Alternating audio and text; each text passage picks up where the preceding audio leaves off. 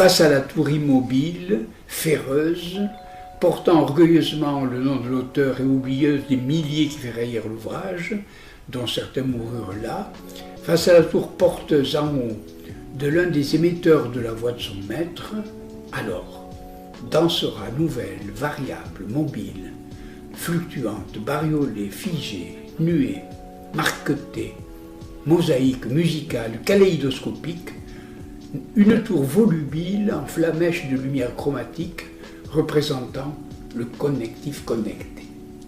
Le collectif connecté. Voilà. Nous sommes ici, mes collègues et moi-même, afin de vous présenter un projet basé sur une œuvre écrite par le philosophe Michel Serres, intitulée Petite Poussette. Le but de notre lecture, c'était de faire écho à cette œuvre en utilisant la réalité augmentée, tout en priorisant le travail d'équipe. On a écouté 2 documentaires vraiment intéressants. Puis ensuite, toutes nos réflexions, puis nos pensées, puis nos commentaires, on a été les faire sur palette.com. OK, fait que je peux y aller directement, puis je vois les différentes opinions. Ouais. Parce que dans le fond, Padlet, on écrit, on met nos informations en commun, puis ça nous permet de mieux les comprendre, puis parce qu'il y a différentes opinions. Le plus gros défi pour la classe de français avec ce projet-là, ça a été de décortiquer le texte. C'est un texte qui est assez costaud. Dans le fond, l'explication, c'est que depuis bien longtemps, on était, comme vous l'avez expliqué, enchaînés, comme lui aussi l'explique très bien. Et on était très passifs dans la classe parce qu'on n'avait pas d'autre choix. On a lu ensemble, on a expliqué les parties qui étaient plus compliquées. On a aussi décortiqué les phrases. Et puis la troisième section du texte, on l'a fait sous forme de speed dating. Donc le speed dating, ce qu'on a fait, c'est que chacun de nous a lu une partie de texte de l'essai de Michel Serres, puis nous l'avons résumé.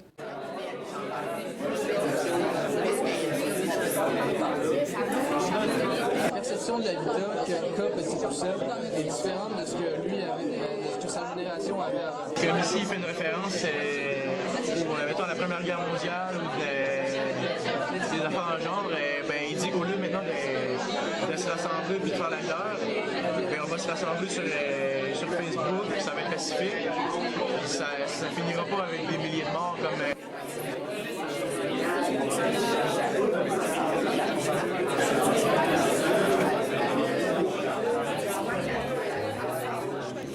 On est en équipe de 4, puis on a choisi un extrait de Michel Serres et on a retranscrit ce qu'on en avait compris sur un diagramme circulaire, comme ça. Donc, à partir du diagramme circulaire qu'on avait fait, on a créé des horaires. Quelle partie du texte, dans la section 2 au complet que vous venez de lire, mériterait, selon vous, qu'on s'y attarde et mériterait qu'on y fasse un prolongement, un écho, qu'on intègre un horaire? C'est quoi notre phrase? On écrit juste là, des mots-clés, genre désordre, labyrinthe, invention, pédale.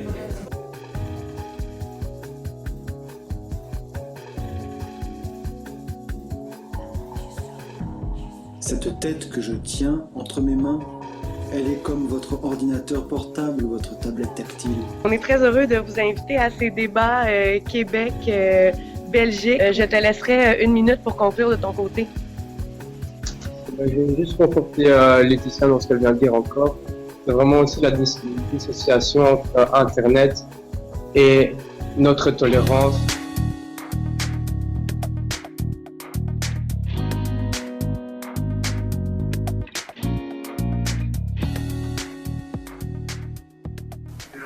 De la nouvelle pédagogie et à la charge de l'enseignant. L'enseignant doit se transformer comme l'école se transforme, parce que précisément, il est obligé de parler d'une langue tout à fait nouvelle, qui est la langue de ce mélange-là, adaptée à ce mélange.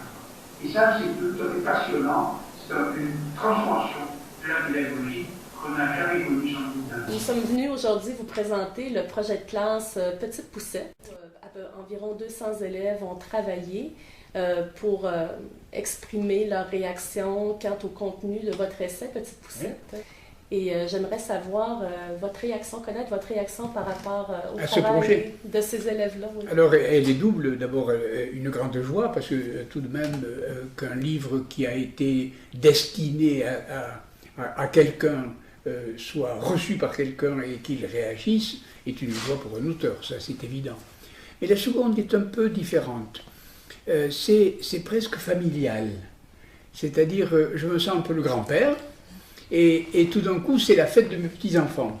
Comme si les petits-enfants arrivaient chez moi et me fassent un cadeau. Vous voyez ce que je veux dire?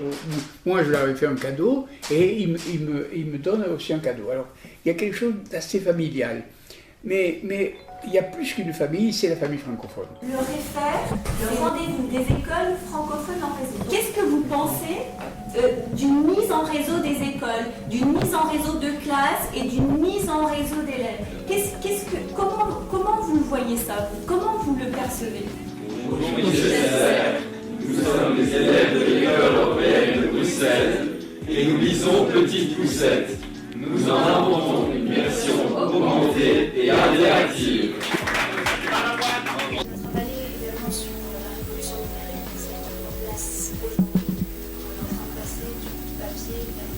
Ma partie en éthique, c'était de voir dans les propos de Michel Serres qu'est-ce qui était soulevé comme problématique, comme critique sociale. Michel Serres présente une vision qui est très authentique de l'avenir de l'humanité. Et donc, les élèves ont eu à regarder tout ça, à se positionner, à comparer les générations.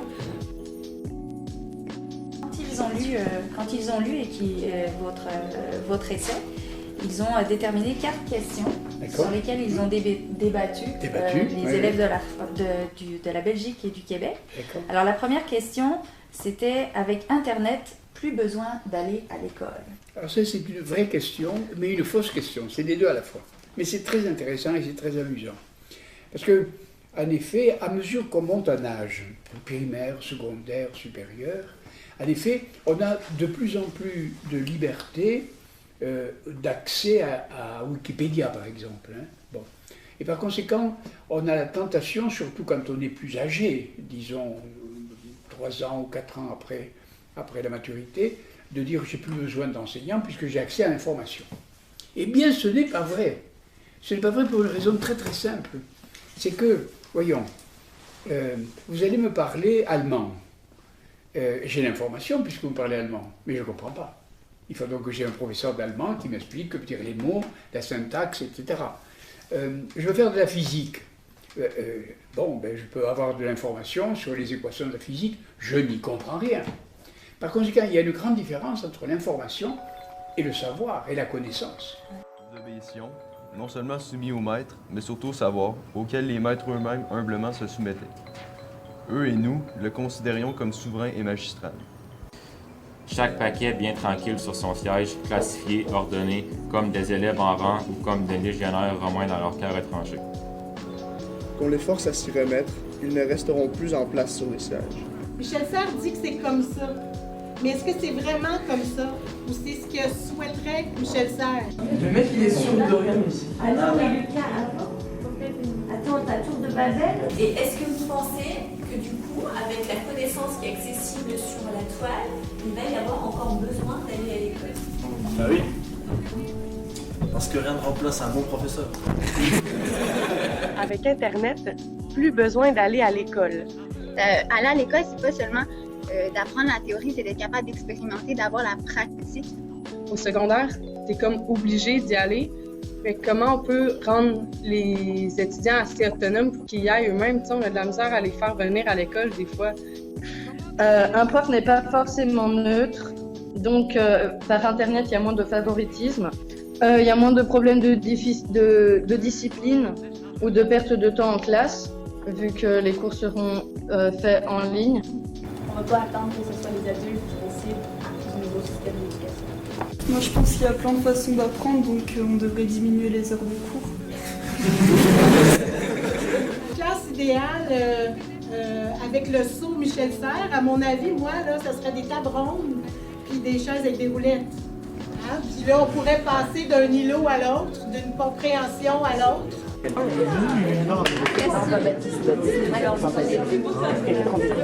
ça que c'est bien d'avoir Internet, parce qu'on peut avoir des cours en ligne ou continuer à avoir des heures de cours, mais moins, parce qu'on passe beaucoup d'heures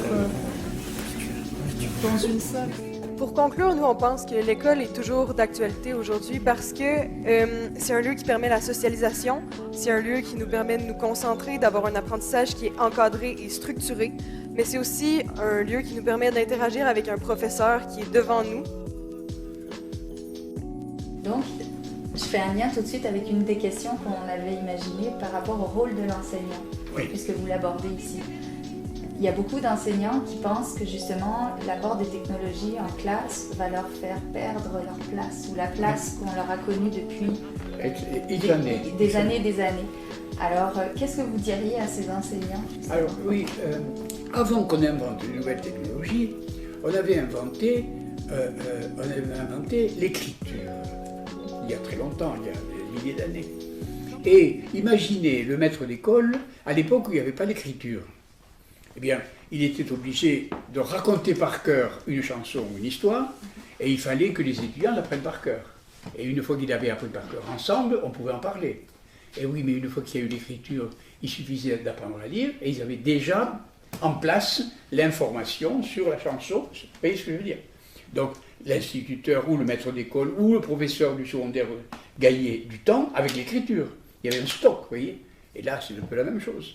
Donc, le métier d'enseignant a évolué lentement pendant les siècles et toujours dans la même direction. Vous voyez? C'est-à-dire, il avait des outils un peu plus pratiques, d'abord l'écriture, ensuite les livres imprimés, l'imprimerie, et maintenant les écrans, tout ce qu'on veut du point de vue du numérique. Il a des outils, mais ces outils lui font gagner du temps, transforment le métier et le rendent plus intéressant. Les nouvelles technologies ont leur plein potentiel dans l'éducation. Puis l'autre, c'était est-ce que les professeurs vont être remplacés par la technologie? Sur la question, est-il justifiable de dire que les profs sont encore... on a encore besoin des profs pour l'apprentissage? Pourquoi tu ne demandes pas ça? J'ai marqué quelles sont vos attentes envers les enseignants. Et à ce moment-là, ça devient totalement ouvert. Je pense que Michel Serres, il dit qu'on doit développer une autre partie de notre cerveau qui nous permet d'évoluer avec la créativité et tout ça. Parce que c'est comme, de quelle façon on devrait comme enseigner pour pouvoir stimuler la créativité du monde? Le prof avait sa trace à vous donner, son chemin à vous donner, puis rarement on déviait de ce chemin-là. Ben avant, les enseignants ils détenaient tout le savoir, puis les élèves ils devaient juste se contenter de se taire puis de recevoir ce savoir-là. Puis maintenant, il y a l'enseignant puis l'élève qui détiennent tous deux du savoir. Fait que ça oblige l'enseignant à écouter les opinions de ses élèves. Ces opérations neuronales-là sont transmises aux machines, puis c'est toutes les machines qui opèrent ça. Le dur, c'est tout ce qui est physique et matériel. C'est une invention qui a fait avancer la société à court terme. Tout ce qui est le doux, là, c'est visible à long terme comme l'écriture. Alors qu'il portait son savoir en dehors de son corps, tel un ordinateur. Le savoir se retrouvait dans l'ordinateur et la technologie, ça laissait plus de place à la créativité.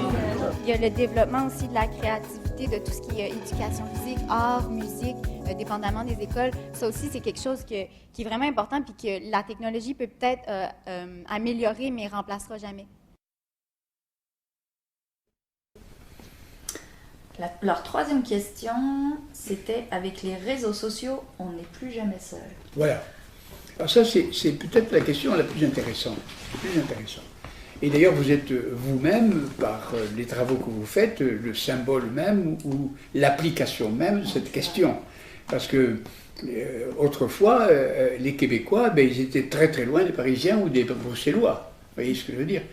Aujourd'hui, on est immédiatement à côté.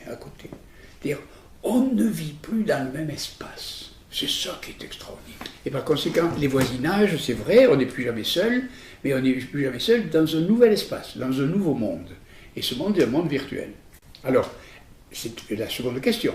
Est-ce que le virtuel, c'est mieux que le présentiel? Donc, notre vie virtuelle est très très riche, mais depuis toujours. Depuis toujours, on rêve, on lit des choses, on vous raconte des histoires qui n'ont jamais existé, dans l'imagination. Donc nous sommes des animaux virtuels. Et par conséquent, à la différence des animaux, nous sommes virtuels. Eh bien, le virtuel et le présentiel sont ensemble, comme nous vivons à la fois dans le présentiel et le virtuel. Donc, dans le cadre de l'activité sur l'identité numérique, on a préparé plusieurs documents, dont un qui était une charte sur l'utilisation des réseaux sociaux. Une lettre à la direction. Un contrat Facebook. Et une lettre aux parents. La révolution du numérique permet une sorte de démocratisation de l'écriture. Tout le monde peut lire, tout le monde peut écrire à partir de tablettes, de portables, d'ordinateurs. mais ça permet aussi des créations multimodales. Voilà l'espace de pensée où habite, corps et âme, depuis ce matin, la jeune petite poussette. Qui ne texte pas avec ses pouces? C'est pire. Avec les réseaux sociaux, on n'est plus jamais seul. Les réseaux sociaux ne font pas rendre les gens moins seuls, mais ils font juste améliorer la communication. Internet maintient les relations en supprimant les barrières. Puis à part ça, comment on peut se faire des amis sur les réseaux sociaux? C'est quelque chose encore à vérifier. Oui et non, parce qu'il n'y a plus de contact humain et peut-être que les gens se sentiront plus seuls. Dans le monde que Michel Serres décrit, il y a quand même, il y a plein de choses belles, il y a plein de réseautages, il y a une nouvelle référence au savoir, etc. Mais de plus en plus, on va essayer de recruter, de convaincre par les réseaux sociaux, puis de passer ces messages par les réseaux sociaux. Est-ce que toutes les informations sont justes? Est-ce que tout ce qui est communiqué est réel? Est-ce que c'est seulement des penseurs libres et éclairés qui communiquent sur la toile? Il y a tout le monde qui peut y aller, donc il y a de tout sur Internet. Vous n'utilisez pas toujours le bavardage à bon escient, puis on ne comprend pas toujours votre bavardage non plus.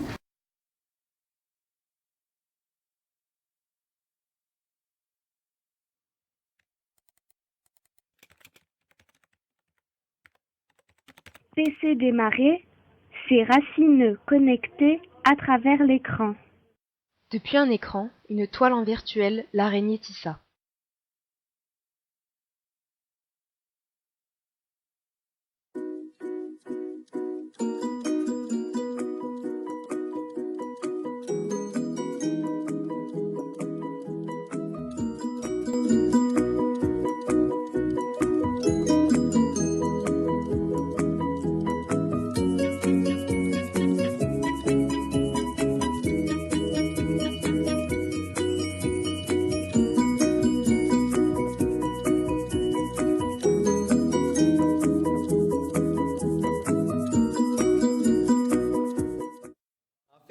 Monique et Nathalie sont venues en classe pour nous expliquer le projet du REFER qui consistait en fait à lire une œuvre de Michel Serres pour qu'ensuite on vienne faire de la réalité augmentée sur cette œuvre-là. Alors dans le cas des auras, c'était un blitz d'idées. On sortait les points qu'on a trouvés dans le livre, puis on pouvait chacun commenter les idées des autres pour partager nos points de vue.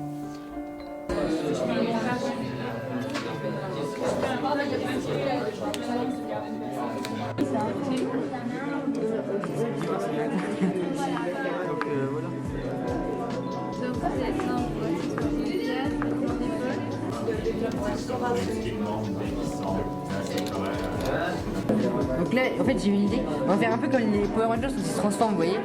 Genre, ils vont apparaître les téléphones et ça, et on va les voir en train de taper, en fait.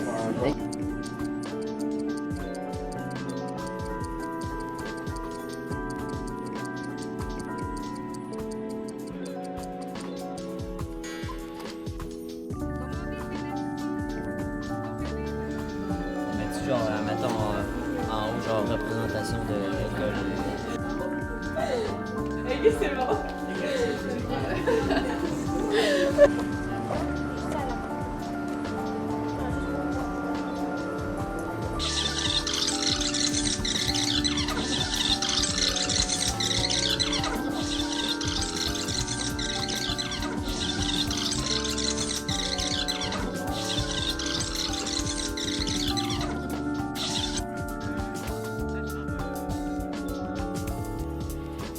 J'étais devenu mathématicien parce que j'étais éperdument amoureux de ma professeure de mathématiques. Mais bien sûr, c'est comme ça que ça marche, vous savez bien.